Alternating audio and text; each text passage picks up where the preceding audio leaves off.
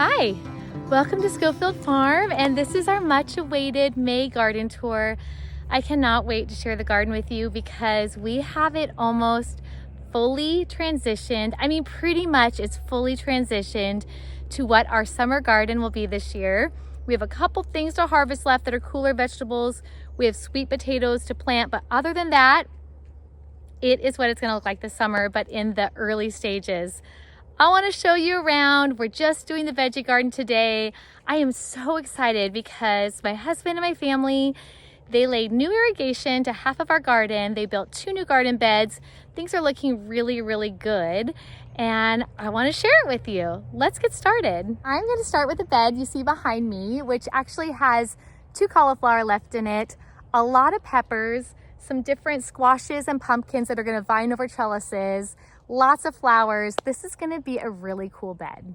This bed is going to house most of our spicy peppers this year. We have all sorts of stuff. Some are new to me, like the lemon drop pepper, the fire and ice. Some I've grown for a long time, like Scotch bonnet and pasilla, and Isley wax and sugar rush peach. I wanted to show you right here. We have some little cauliflower. I mean, they are very, very little. I don't know if that's gonna get much of a head. I'm just gonna tuck this over it to hopefully help it grow, and we'll check it again later. This one does not have a head yet, so it's gonna be cooler temps this week. We were really rushed at planting our garden out because it hit 100 like suddenly, but things have mellowed out. It's like mid to low 80s this week. This weekend we'll even have one day in the 70s. So I'm gonna leave those cauliflower in to see what they do. And if nothing else, we'll harvest the leaves, but it looks like we might be able to get a little bit of heads. The rest of our cauliflower, they bolted this early spring. You never know. In Northern California, we're zone 9B. It's very interesting growing brassicas. You just really honestly never know. Sometimes we get beautiful cauliflower, cabbage. Other times they just all bolt. You just have to take every year for it, its own self and see what happens. The other stuff in this bed, we have some pumpkin over here I'm very excited about. These will trellis up the arch. We have had Cinderella pumpkin hanging from the middle of this arch in the past. I cannot wait to see what it does this year. And tons of peppers.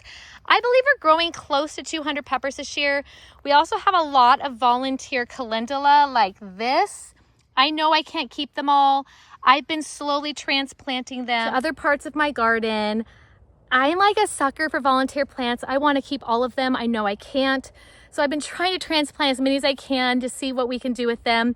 If you're local and you want to have calendula, I have got super hardy naturalized calendula right here, and it breaks my heart to have to kill any of them. So I'd love to share, and also I'm just putting them in all my new beds so that we have calendula forever. I want to make a skin salve with them. I do keep bees. We keep bees. We've been beekeepers for about, I think we just finished our 2nd year and starting our 3rd. We have been collecting beeswax when you harvest honey, and I would like to do like a calendula type of salve with the beeswax. I think it'd be really, really good for our skin. We've got a lot of sensitive skin in our family. So that's kind of my goal. And I also just like calendula. I think they're beautiful. They're great for, pest prevention in the garden, but they're also just beautiful. I mean, look at that one. How can you not want to have this beautiful plant in the garden? This one is called Strawberry Blonde Calendula. Sometimes it's pinker with little stripes. Other times it's more yellow with delicate pink stripes. I just really, really enjoy this, and I am encouraging flowers however I can get them. We're also at the time of year that our cilantro is bolting, but you can see if you look carefully, there is a little ladybug right there. And we always welcome ladybugs to our garden. They are great for natural pest prevention. They can eat so many aphids, and actually their larvae eat more aphids than their adult ladybugs do. When I was a newer gardener, I did not realize what the larvae looked like, and so I accidentally squished some thinking they're bad bugs. So it's really important to learn what the different stages of your beneficial insects look like so that you don't accidentally squish them like I did. The larvae can eat so many more aphids than the adult ladybugs. Are definitely worth having them around. Now we have 2 arch trellised from this bed, 1 on each side. The far one will be pumpkins. The near one will be loofah, We had our first successful loofah last year. We've got several vines. I think we have 4 vines total. One looks like it might not make it right there, but we made our own sponges. We love using them in the kitchen, in the shower. They are super awesome. So that is my goal again this year for those. Before I forget, I want to take you down to our potato grow bags. It's our first year doing potatoes in grow bags. We've done them in the ground every year. And this year we decided to take a break from the ground and try grow bags. Little nervous about our climate. It's kind of hot, but because it stayed mild a little longer than usual, I think we'll get a harvest from these before it is too terribly hot and maybe be able to succession sow, which means just sow again another round of potatoes. And we try usually to do 2 or 3 succession sown potatoes every year. These look pretty great. We actually filled about 1/3 to 1/2 of these grow bags with a nice compost soil mixture, and then we mulched with alfalfa hay. I do have a video I can link for when we started these. As I said, our first year, it's an experiment for us doing them in grow bags. Each of these grow bags are actually 30 gallons. So we bought 3 bags of types of potato seed. I was asked by a friend to explain maybe a little better, even put little captions just for beginning gardeners. So to give you an idea, potato seed or seed potato is when you buy potato that have been raised to actually plant. They have the little eyes on them. Sometimes they have little tubers coming off. They are usually considered raised to be disease-free. Could you plant potatoes that start sprouting from grocery store? Yes, absolutely. I've done that successfully, but I started these with 3 types of seed potato I got from Tractor Supply. And I actually have some potatoes inside in my pantry that are starting to sprout. I may do another round of potatoes. Succession sow just means doing another round and having like a continual type of harvest. I may do that with grocery store potatoes. So I have grown potatoes both ways.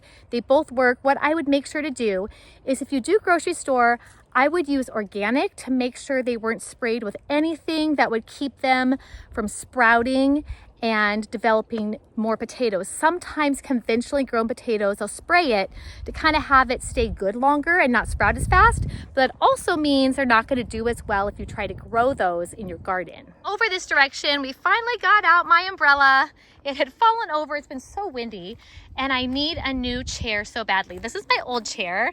I need a new chair so I can sit out here and not be afraid of falling through. Over here, these 5 self-watering containers have been our asparagus patch. We were not great at harvesting them this year. We did get some harvest, but really time got away from us. So a lot of them are already ferning out, and that's okay. This was our 3rd year of growing them, our 1st year to harvest. So they're just gonna become stronger plants, and as you know, as they do they're leafing out and they're going to seed. I actually finally had an idea of where I might want to have those permanently.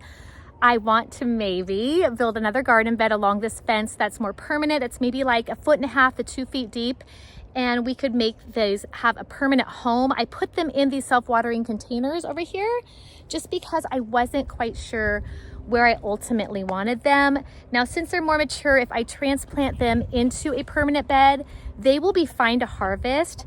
It's just you want it really to get mature, and that's what we've waited on doing. Over here, this is our, more traditional potato plot.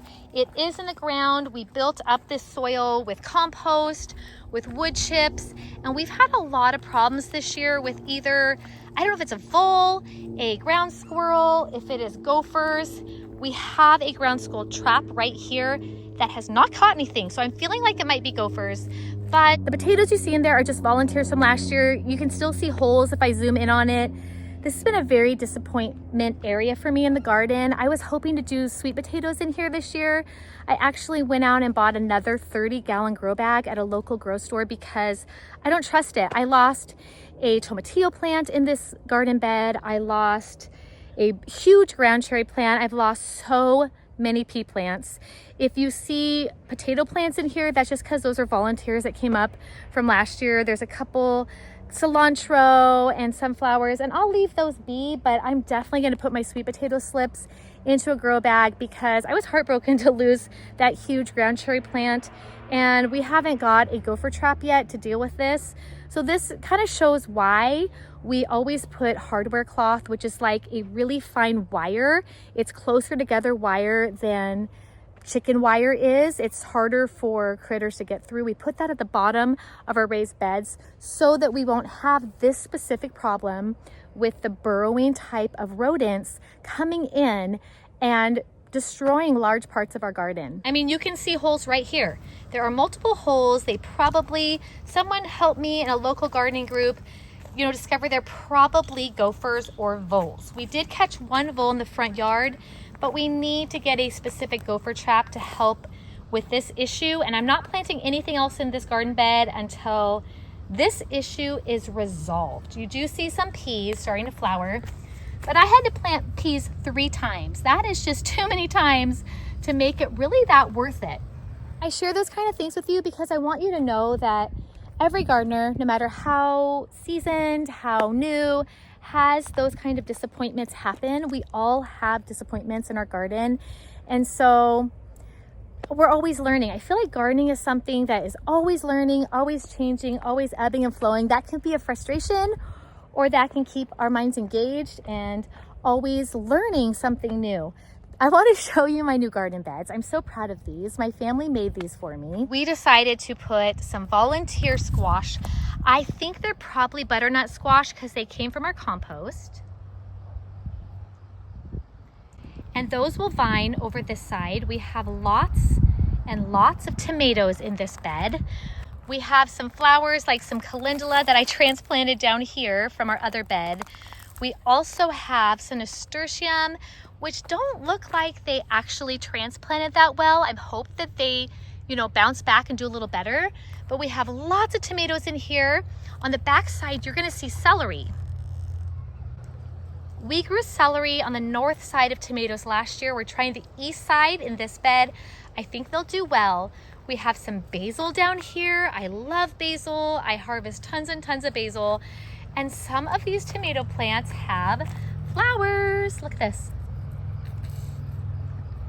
So hopefully they set some fruit before we get hot triple-digit days. That is my desire, is I want tons of tomatoes. Here is my other new bed. I have a couple different vlog style videos about how we fill these beds. We do horticulture method. I'm gonna put that word on the screen so you can kind of Google what that means.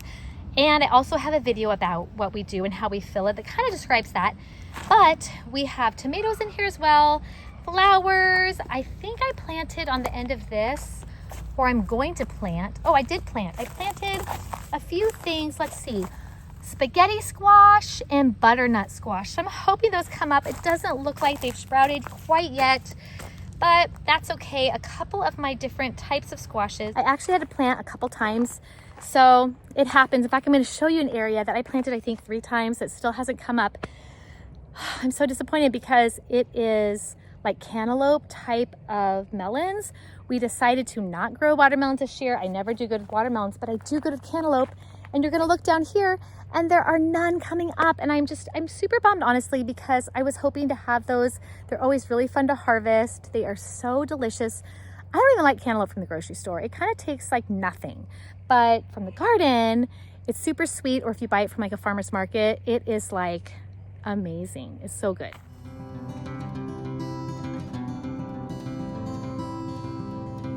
And while we're talking about this bed, I do have tons and tons of garlic in this bed. Tons of garlic. I think we planted like, I can't even remember. I want to say 250, 300 heads of garlic, but we're letting some cabbage finish up and it looks like it might maybe head. I don't know. I just keep watching them every couple days to see what happens. Doesn't that look like it's starting to try to get a loose head? That's what I'm hoping. Oh, over here, these 2 cabbages, it's pretty loose, but it's something. So we'll probably harvest those really soon and just do what we can with them, but lots of garlic in this bed. And I love to have these volunteer California poppies in the path.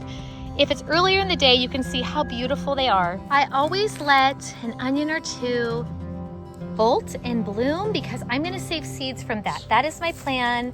I also have another one over here. This one right here, I'm gonna save seeds from it. And then I grow my next year's onions from my saved seed. These are so pretty, I love them. Pollinators love them too.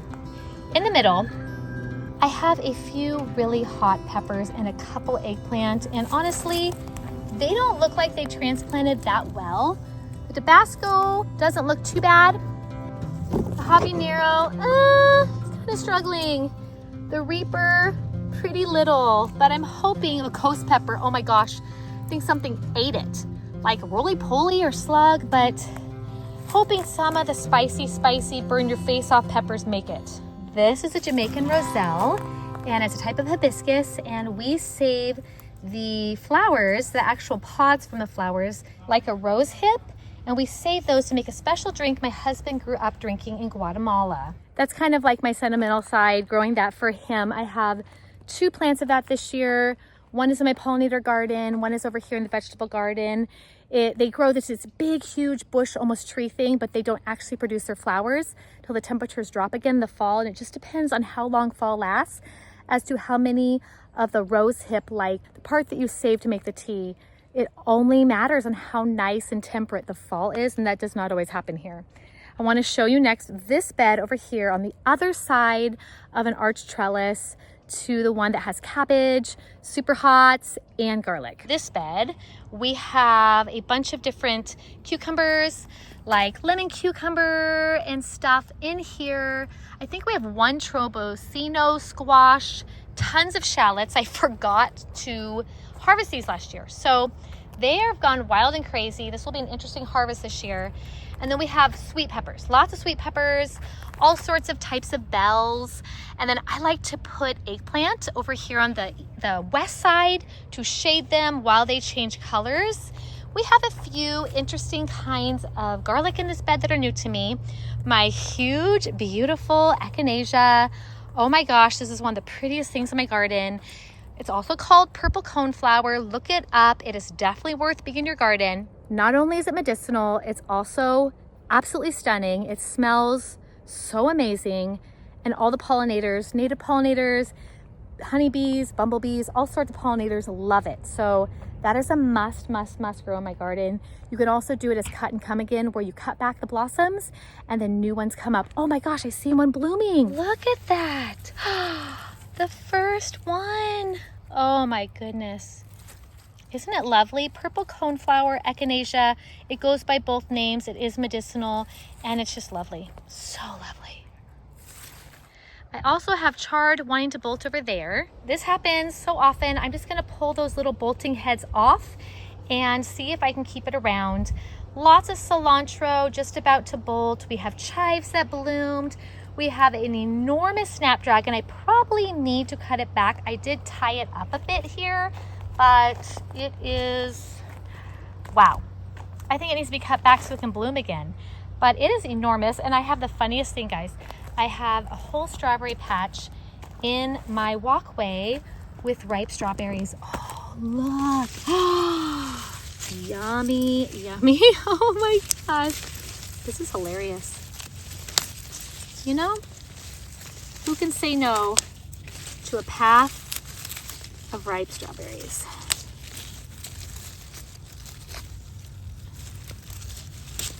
They aren't the biggest strawberries because they're in the path. We have a whole bed of strawberries over in a different part of the veggie garden, but they're still really good. Free food. Volunteers are amazing. This bed has, I believe, my hardneck garlic, I think.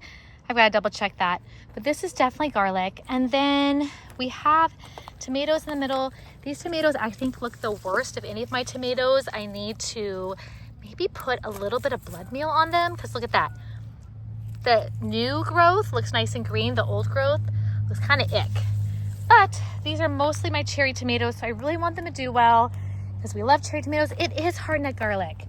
Okay, pretty close. Maybe after this weekend we can harvest the hardneck garlic scapes, and those are delicious. I have a whole video about what I do with them, and I love them. I should show you again this year. So even not my best looking tomatoes of all times, They still are gonna probably be great. Oh gosh, I have bolting kale here. I need to harvest it and just be done with it.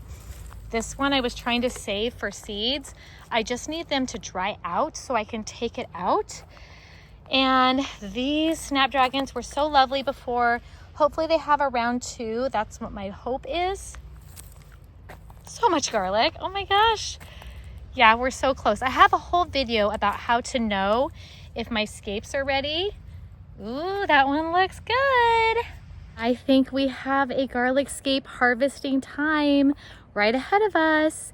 And that's always kind of like a time clock for when you count down to harvesting your hardneck garlic. It feels like it's gonna be early this year, because for me, when I harvest the scapes, it's usually about a 3-week period until I harvest the hardneck garlic. So that's exciting. I don't think I'm ready for this.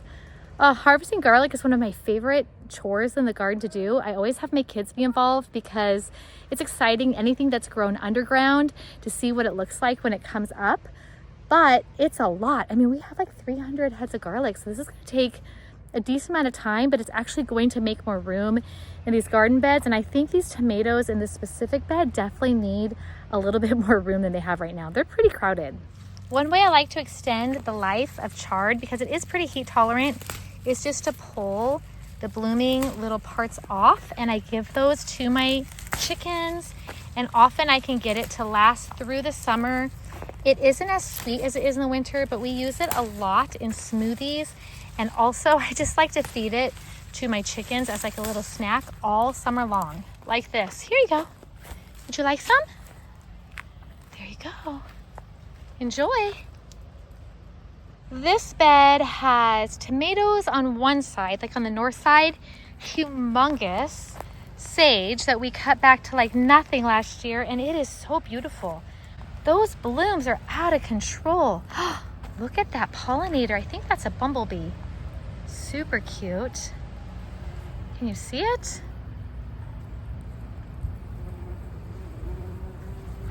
Yeah, these are really pollinator friendly. And then we have some onions and a couple radishes. Maybe we should even pick this one for tacos tonight. That one's still pretty little. Pretty good for my tacos. We have some of our onions are pretty small. Other ones are getting larger, like these. I mean, these aren't too bad. They're not quite ready. And then we have our tomatoes. And on the other side, we have different summer squash like zucchini, yellow squash. We like to do them in these tomato cages to kind of grow them vertically to save space, but also so we don't miss the ones that are ready. It's easier to see them when they are their leaves are kind of put up into these cages. It's easier to see the squash down below. You can see more onions in this bed, and another one that's blooming. We're trying so hard to grow cucamelon, and I believe it's the bait alpha cucumber at the end of this bed. I have planted them 3 times and nothing's come up. So I don't know what's happening this year, which sometimes it's like that, but I'm so baffled. I have no idea why. Everything else that I've direct sowed has come up except those. I don't know if they just take a really long time. I've never grown cucamelons before. I don't know if we're keeping them too wet, if it got too hot, if we let them dry out. We might not get any this year, which is kind of a bummer. I used a lot of seeds trying to sow and sow them again and sow them again, and haven't had much success. This bed, I put some eggplant at the very side. This is like the west side to shade stuff. I have some finishing up bolting lettuce in here, and I have a few tomato plants just down this north side of here. Several huge chive plants I need to harvest. And I have quite a few little celery plants, even a pink one. This is fun. That's a pink celery, and I'm curious how that one's gonna turn out. But I actually need to pull a lot of these lettuce. I don't need this many for seed. They kind of got away from me. We grew like over 170 heads of lettuce. When they started bolting, I just didn't get to it. We want to make a video of what to do when your lettuce bolts. And it looks like this. It gets tall and skinny. It has these little flower heads. They will open up and then they will become almost like dandelion fuzz. and you can rub them and get seeds, and I should make a video for you just on that because it's a very easy thing to save seeds from, and it makes growing food a lot more sustainable, and you don't have to rely on seed companies forever and ever. There's some flowers, and this one is blush. That one is new to me. I got it from Redwood Seeds. It looks really good. It's flowering. I can't wait to see actual tomatoes growing. Oh, little volunteer lettuce. We'll let that one grow. Maybe we'll get a little bit of lettuce this summer. Who knows? Yep, this one's flowering too, another blush. So that will be interesting to see how those do and what they taste like. On the end here, we have pickling cucumbers, and you can see that they're coming up. They are not vining yet, but they're definitely coming up, and we have just a few chamomile over there. I was really hoping for chamomile volunteers, and it didn't happen. So I think it's because we topped all of our beds this year in the fall with new, really nice garden soil from a local landscaping company, and I think we kind of suppressed a lot of the volunteers we would have got from before. So sometimes that happens. It would have been nice, but it's okay. At least I have like 2 plants. It's not much. I drink a lot of chamomile tea, but it's at least something. Okay, next I want to show you my very happy, huge 4-foot by 12-foot strawberry bed. These are all strawberries. I did not thin them.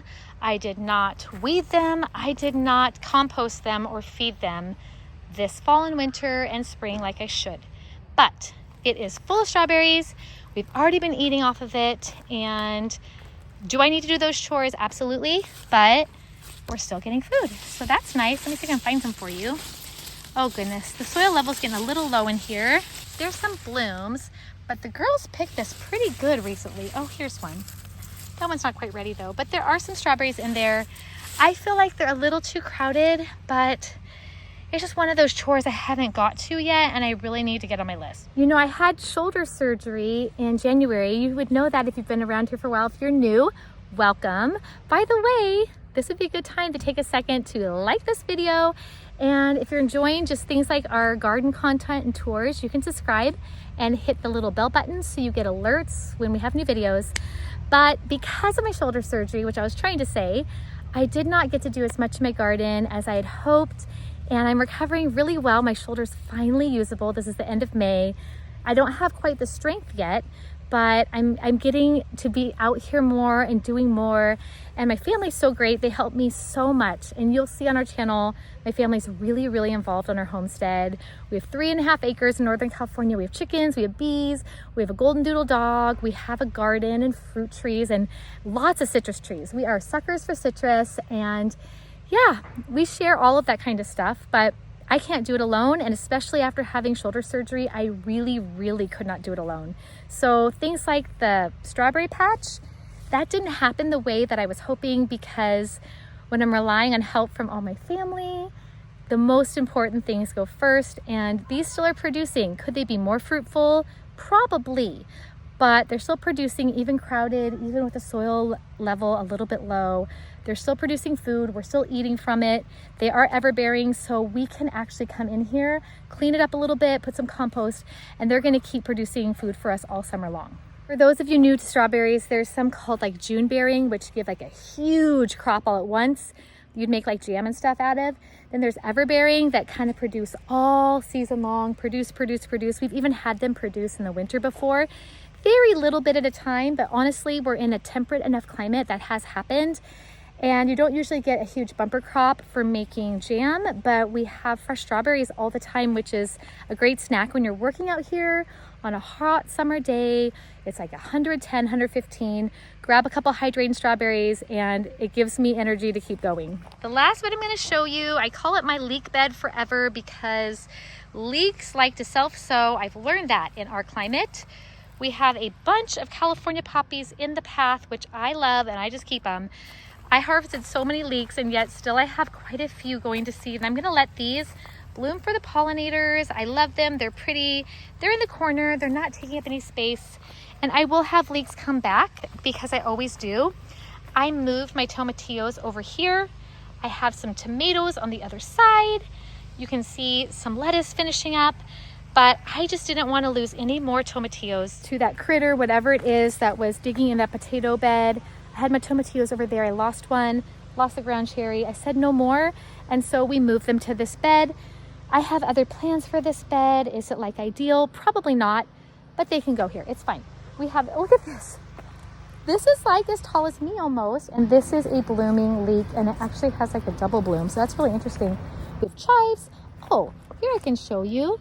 This is what lettuce looks like when it's ready to harvest the seeds. They kind of look like the fuzzy daffodil, and you just rub them and there's seeds in them. Let me show you. So simple. I'm going to make a video about it, but look at this.